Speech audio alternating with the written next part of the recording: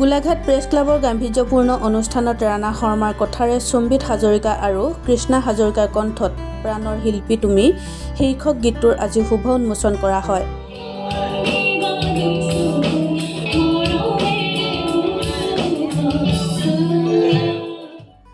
গোলাঘাট দেৱৰাজ মহাবিদ্যালয়ৰ dean doctor Debajit ফুকনে শুভ উন্মোচন কৰা অনুষ্ঠানত বন্তি প্ৰজ্বলন কৰে জ্যেষ্ঠ সাংবাদিক অসম সাহিত্য সভাৰ বিষয়ববীয়া দিগন্ত কুমাৰ ভূঞাই।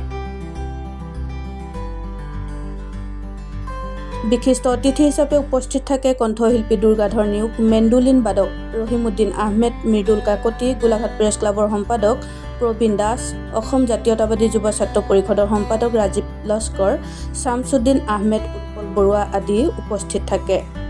অনুষ্ঠানত শামছুদ্দিন আহমেদ, দুৰ্গাধৰ নিয়োগ, উৎপল বৰুৱা আদিয়ে শুভেচ্ছামূলক বক্তব্য আগবঢ়ায়। আয়োজিত অনুষ্ঠানত বহুতো গণ্যমান্য ব্যক্তিৰ উপস্থিতিত সম্বিত হাজৰিকা, কৃষ্ণা হাজৰিকা গীতৰ লগতে উপস্থিত দুৰ্গাধৰ নিয়োগ, স্বাগতা বৰাৰ কণ্ঠত গীত পৰিৱেশন, ৰহিমউদ্দিন আহমেদ আৰু দিগন্ত কুমাৰ ভূঞাৰ মেণ্ডুলিনৰ সুৰেৰে অনুষ্ঠানৰ সৌষ্ঠৱ বৃদ্ধি কৰে। শেষত ৰাণা শৰ্মাৰ শলাগৰ শৰাইৰ জৰিয়তে অনুষ্ঠানৰ সামৰণি পৰে।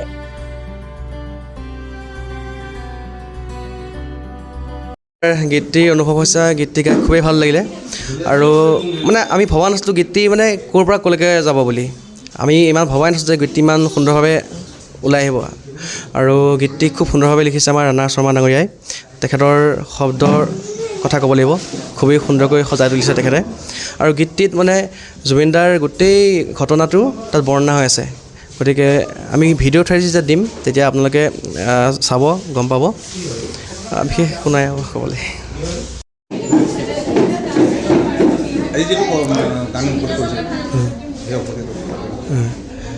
সেই প্ৰাণৰ শিল্পী তুমি শীৰ্ষক গীতটি আজি আমাৰ গোলাঘাট প্ৰেছ ক্লাবৰ বাকৰিত শুভ উন্মোচন কৰা হ'ল।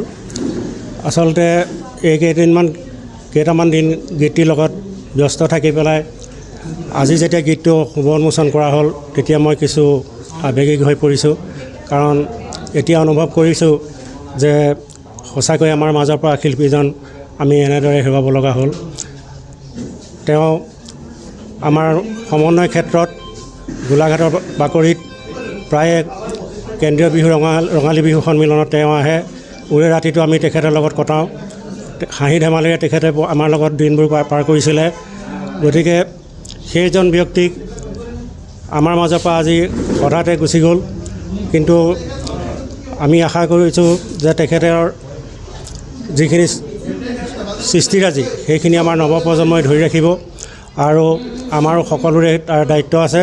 গতিকে আমি আশা কৰা মতে তেখেতে যাতে অমৰ হওক আৰু তেখেতে আত্মাই সদ্গতি লাভ কৰক তাকে মই কামনা কৰিছোঁ।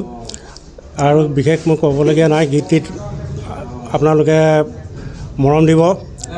গীতটিত কণ্ঠদান কৰিছে সম্বিত হাজৰিকা আৰু কৃষ্ণা হাজৰিকাই। খুব সুন্দৰ কণ্ঠৰে নিগৰাইছে, তেওঁলোকে প্ৰাণ ঢালি গাইছে। গতিকে গীতটিৰ পৰা আপোনালোকে শুনি ভাল পাব বুলি মই আশা কৰিছোঁ। গতিকে এইখিনিকে আপোনালোকৰ আগত মই বক্তব্য ৰাখিলোঁ। ধন্যবাদ।